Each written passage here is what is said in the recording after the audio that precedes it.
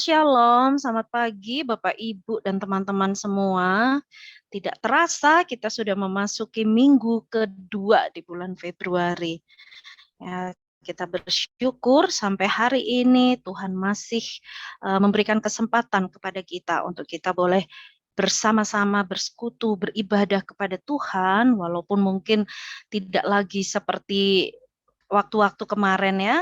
Hari ini kita mendengar Indonesia kembali memasuki ke gelombang ketiga COVID-19. Kita mendengar rumah sakit lapangan udah mulai dibuka dan kembali penuh. Tapi biarlah itu tidak membuat kita gentar, tapi kita terus bergantung kepada Tuhan. Nah, pagi hari ini saya akan menyampaikan kebenaran firman Tuhan dengan tema toleransi versus kompromi.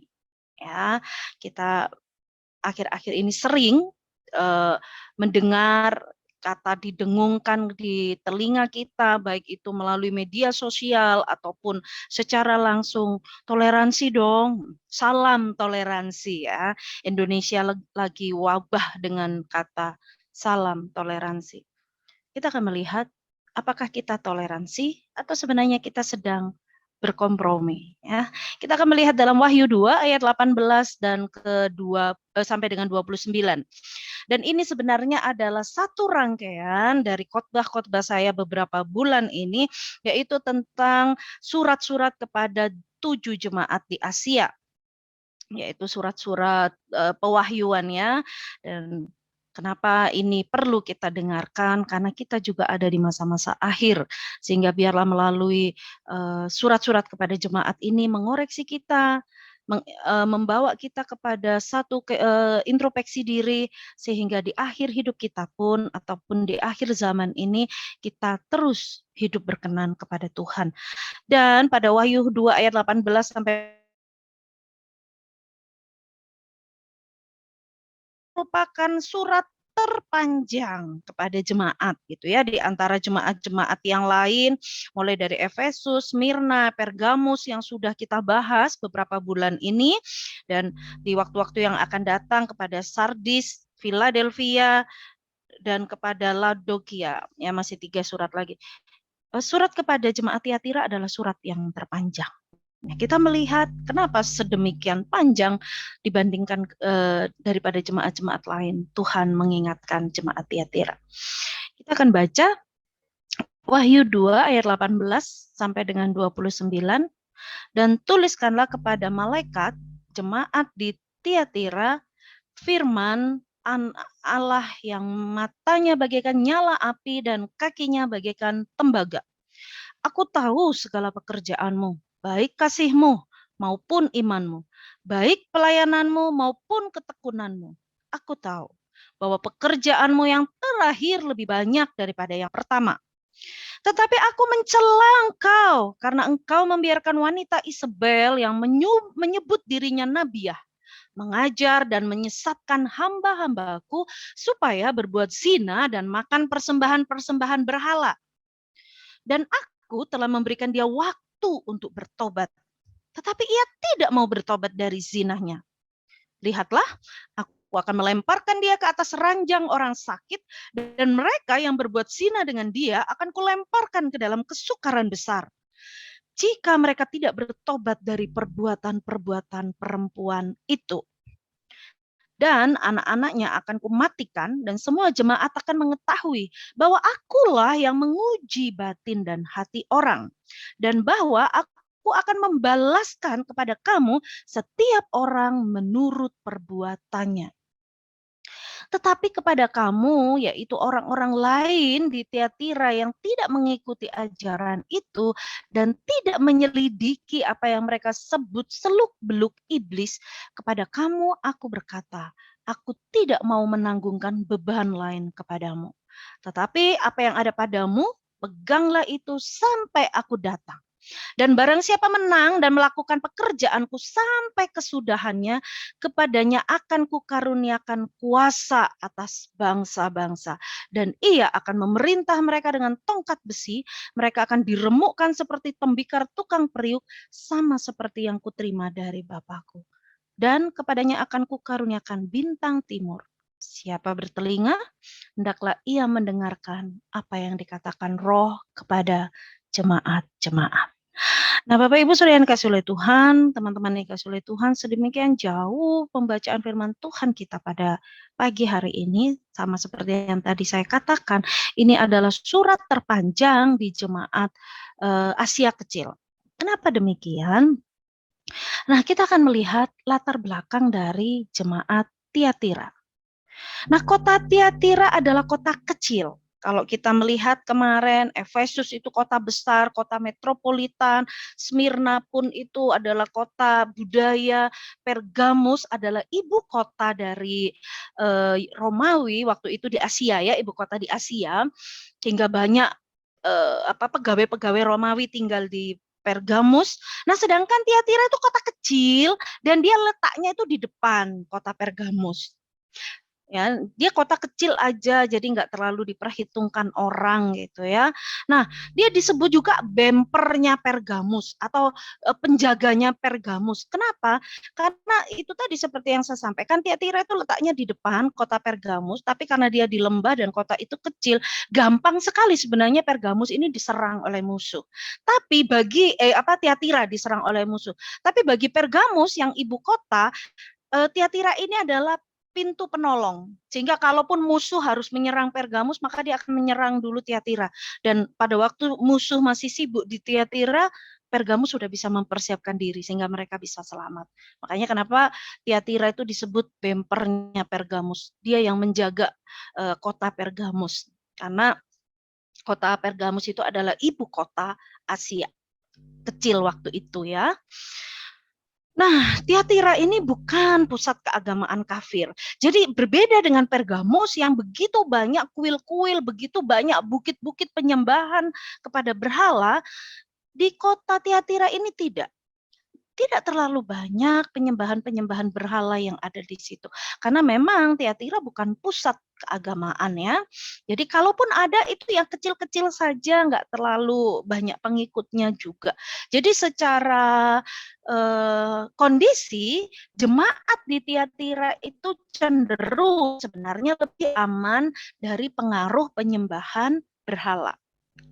Nah, kota Tiatira adalah kota perdagangan. Nah, karena dia adalah kota perdagangan, kota yang menjadi pusat perekonomian, maka di Tiatira ini banyak sekali terdapat serikat-serikat buruh. Ya, jadi perkumpulan-perkumpulan buruh itu banyak banget. Mereka juga terkenal dengan kainnya, gitu ya. Nah, situasi inilah, kondisi di mana banyak perserikatan-perserikatan buruh inilah yang rupanya menjadi ancaman untuk jemaat Tiatira.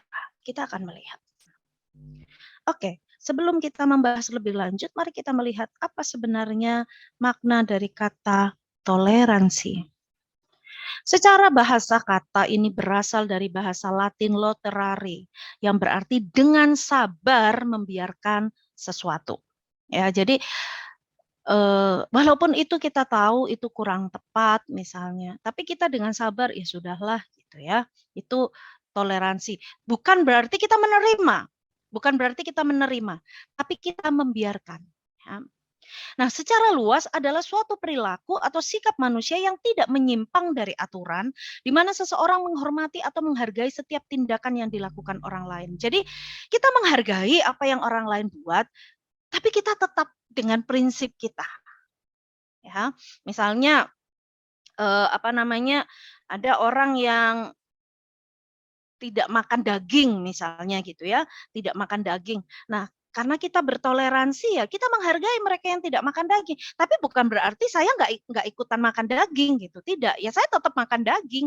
Saya bukan vegetarian gitu, tapi saya menghargai teman-teman yang vegetarian. Nah, itu toleransi gitu ya. Dan kita membiarkan teman-teman vegetarian dan bahkan kalaupun misalnya saya punya tamu yang vegetarian, ya saya akan menghargai itu. Saya akan menyediakan makanan-makanan yang bisa mereka konsumsi gitu sebagai bentuk penghargaan saya atau penghormatan saya kepada prinsipnya dia. Nah, itu toleransi. Juga dapat berarti suatu sikap saling menghormati dan menghargai antar kelompok atau antar individu. perorangan, baik itu dalam masyarakat ataupun dalam lingkup yang lain. Nah, jadi kalau kita sekarang sering mendengar kata salam toleransi, gitu ya, kita sering mendengar kata salam toleransi. Artinya apa? Kita menghargai kepercayaan orang lain, kita menghargai budaya orang lain, kita menghargai kesenian orang lain, walaupun kita tetap memilih ini punya saya, gitu ya.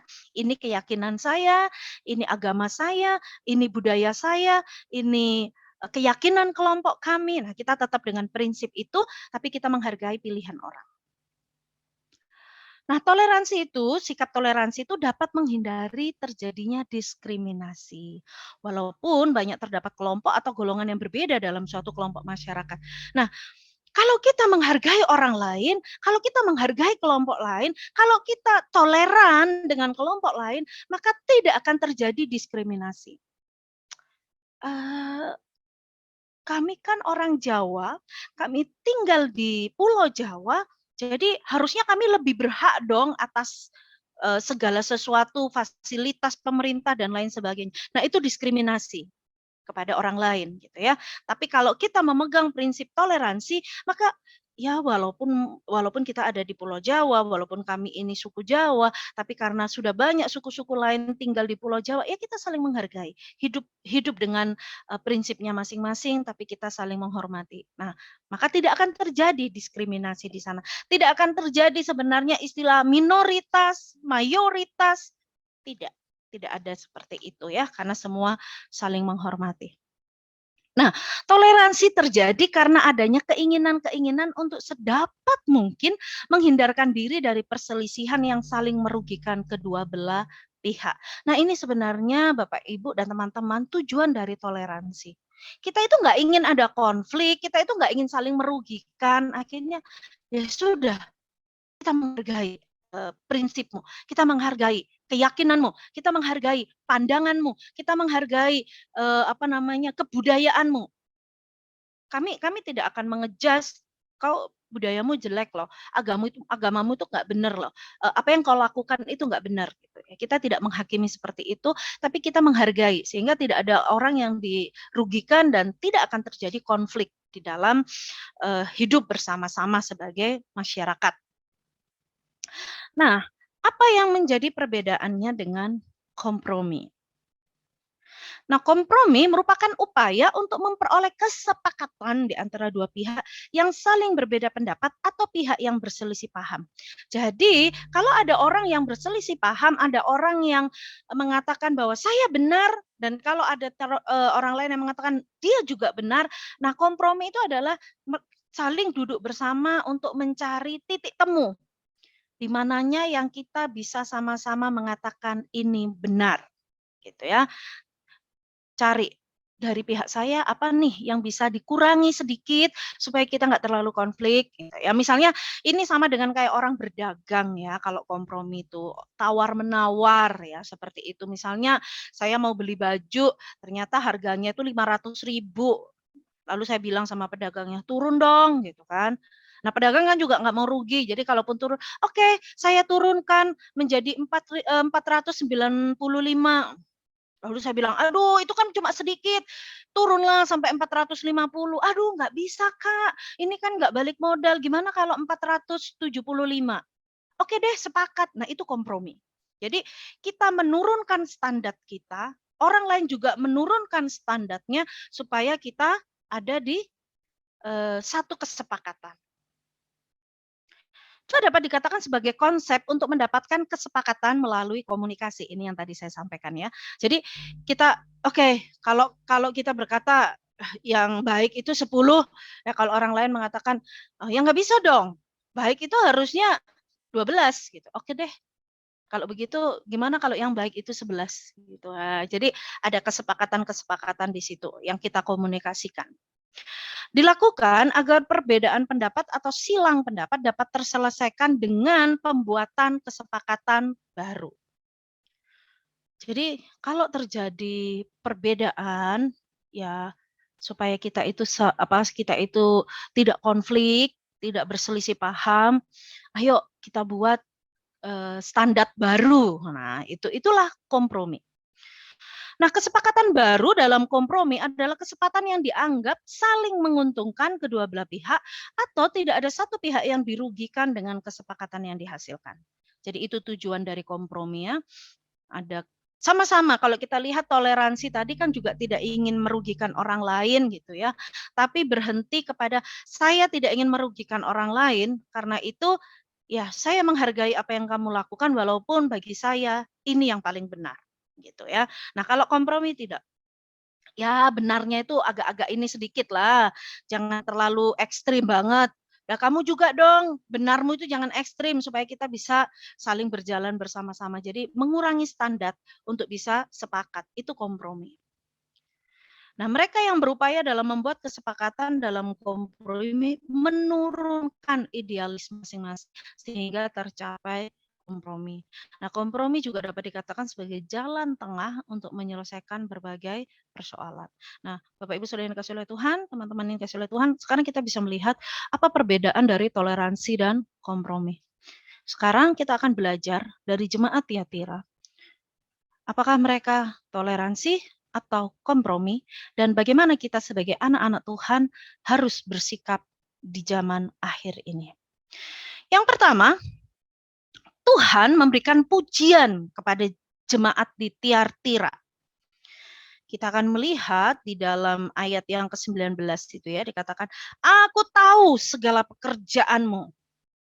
Ya, Tuhan memberikan pujian, "Aku tahu semua yang kau lakukan." Karena Dia memang Allah yang Maha Tahu, gitu ya. Apa yang Allah tahu? Kasihmu maupun imanmu. Nah, Bapak Ibu Saudara yang dikasihi oleh Tuhan, kalau kita ingat di dalam Korintus ya, yang dikatakan kasih, pengharapan, dan iman. Nah, 3 ini adalah pokok yang sangat penting, walaupun akhirnya dikatakan yang paling penting adalah kasih.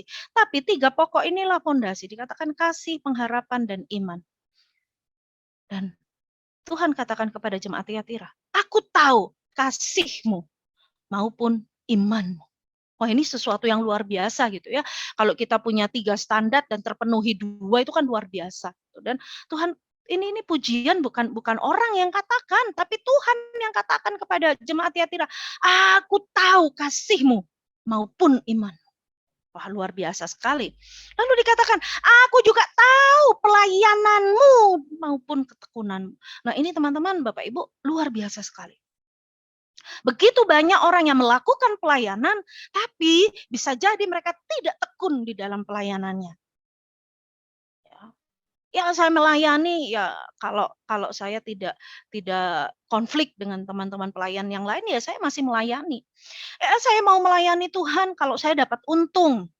Sehingga di beberapa tempat begitu banyak orang yang terobsesi untuk menjadi majelis, untuk menjadi pelayan Tuhan, karena mereka berpikir dengan menjadi pelayan Tuhan ada prestis yang mereka dapat.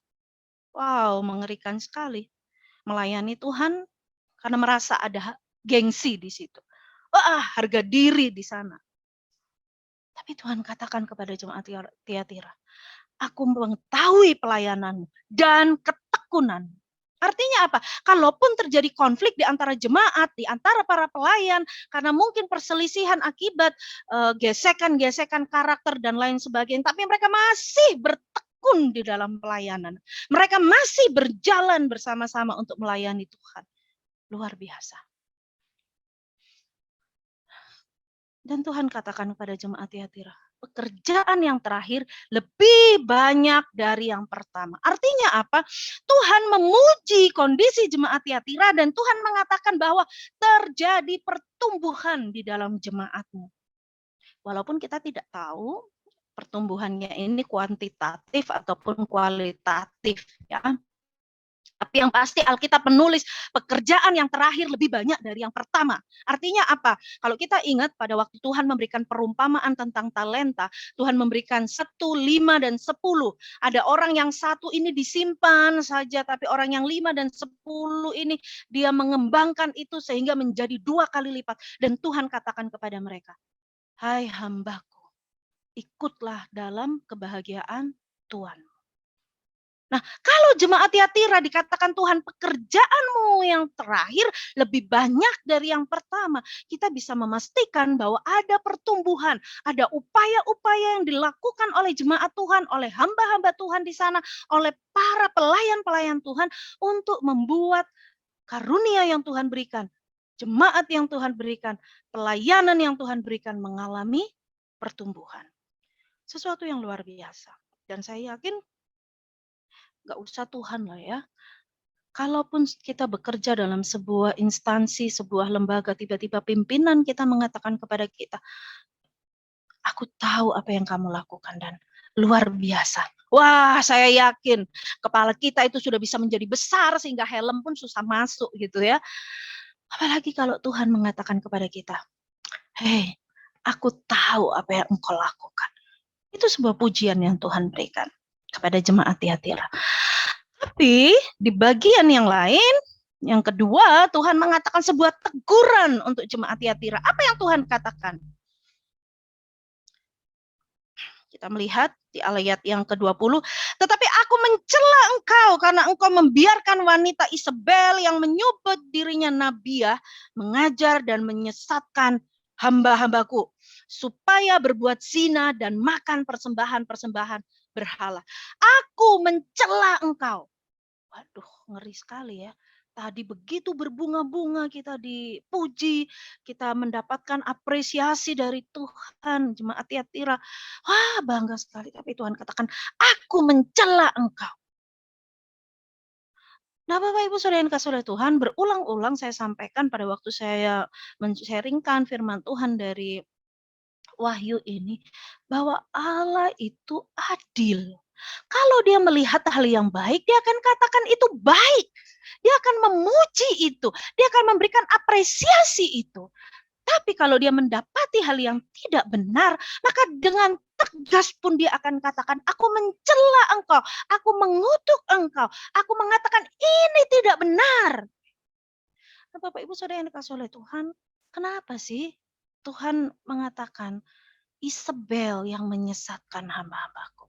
Perempuan yang mengatakan dirinya nabiah. Nah, Bapak Ibu Saudara yang dikasih oleh Tuhan, nabi atau posisi nabi itu sebenarnya bukan saya ini nabi ya. Oh, tidak.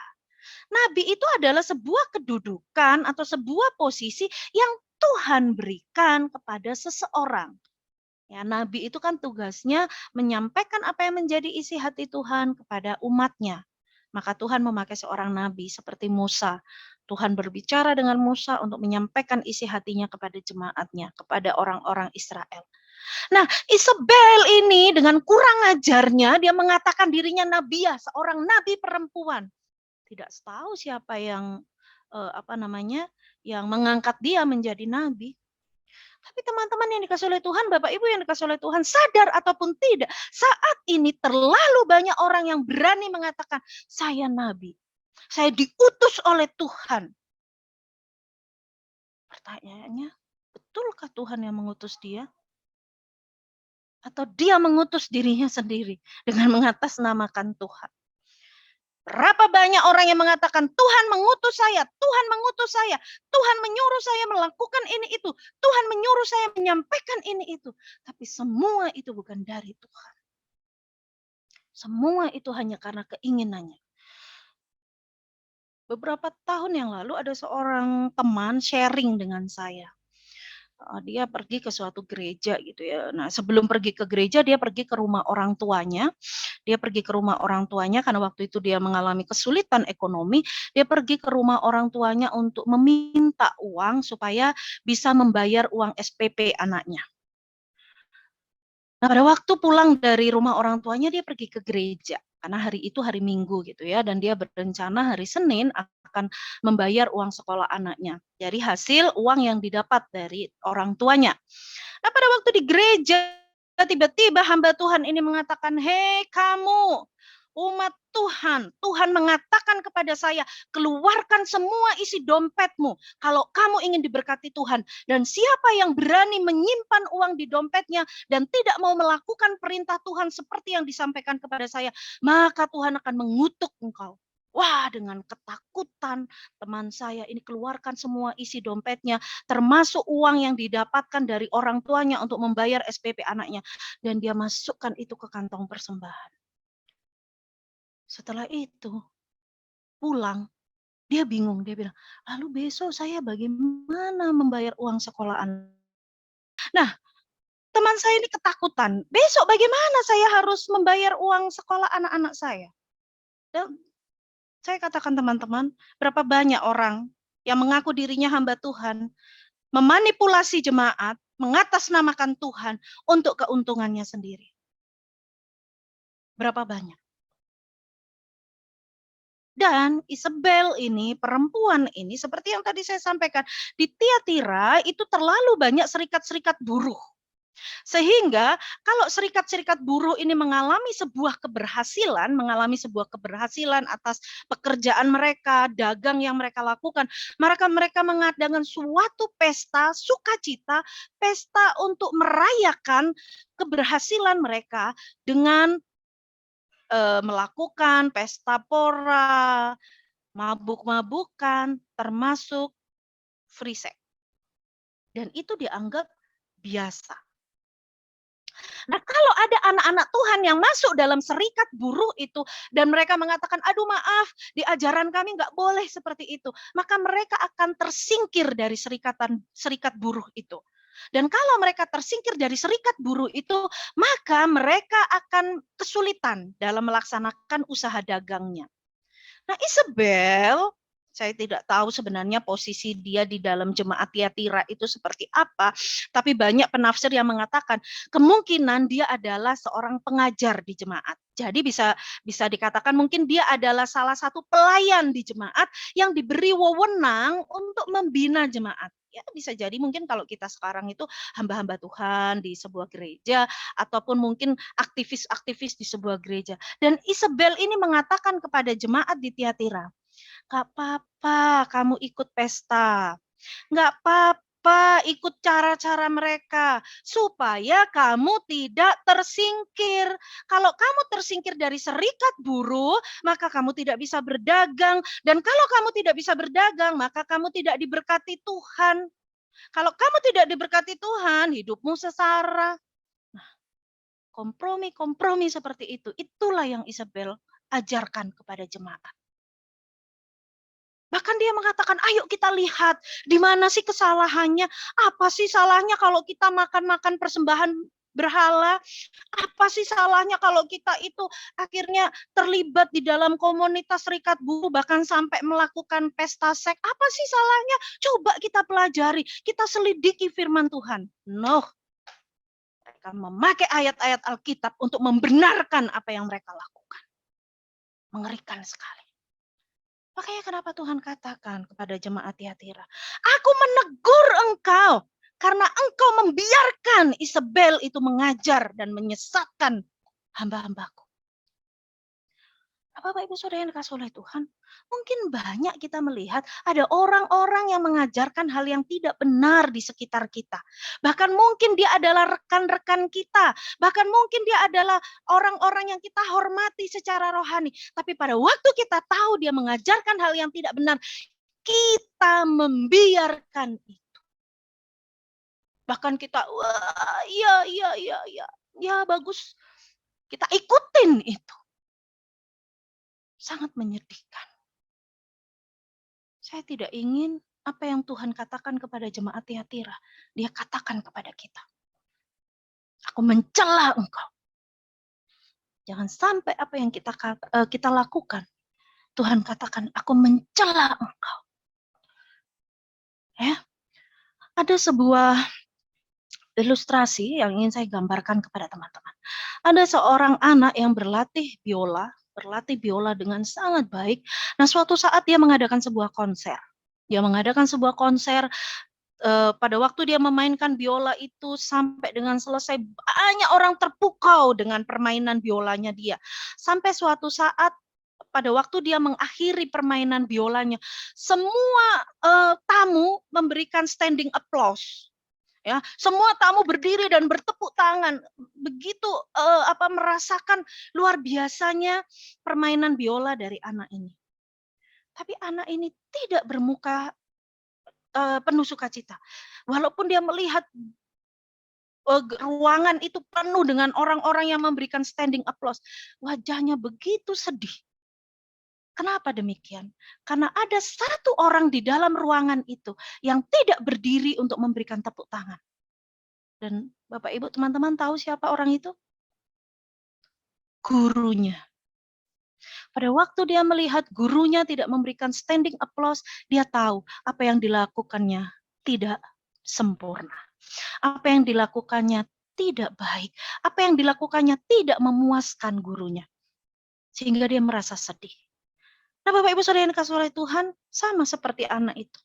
Untuk apa semua orang memuji apa yang kita lakukan kalau Tuhan mengatakan, aku mencela engkau. Kan kita melayani bukan untuk menyukakan orang. Kita melayani kan bukan untuk orang itu senang dengan kita.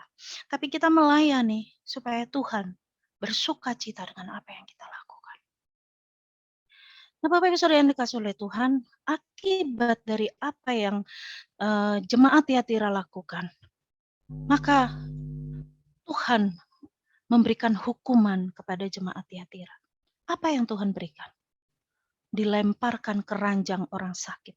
Nah, saya kurang menyelidiki ranjang orang sakit yang dimaksud di sini, tapi kita bisa melihat bahwa kalau dilemparkan ke ranjang orang sakit, kita bisa memastikan itu bukan sesuatu yang baik gitu ya.